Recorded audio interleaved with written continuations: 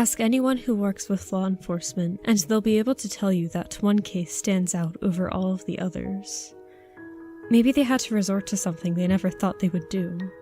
Maybe they have doubts about how it turned out. Or maybe the case was just never solved at all. After 38 years in the Special Crimes Unit, I know what case mine is. The case number was 89-1-00316-5, and don't ask me how long it took before I knew that number by heart. 19 kids who all went missing over the course of 2 years. The public was scared, and for good reason. I can still remember some of the news reports about keeping yourself and your children safe at night. The worst part about the case, the part that is burned into my memory, were the emails. About a week after the first kidnapping, the police station received a strange email from a throwaway email address. There was no subject or text, just a single video file. The poor secretary who first saw it gave a blood-curdling scream, the kind that shakes you deep down in your core. It was the missing child, bloody and tortured. Once the video had been sent to my department for analysis, we were able to determine that the child was still alive, but not much else.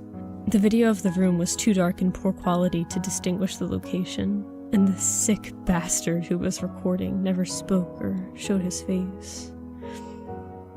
This became the trademark of this case. Each kidnapping would be followed by an email from a new throwaway address containing a video of the victim. Sometimes you could see a child from a previous video, meaning the kids were not being killed. I wouldn't be too happy, because from what we could tell by the videos, death might have been a release from the fresh hell they were trapped in. 19 videos of tortured kids later, the department finally had enough evidence to make an arrest.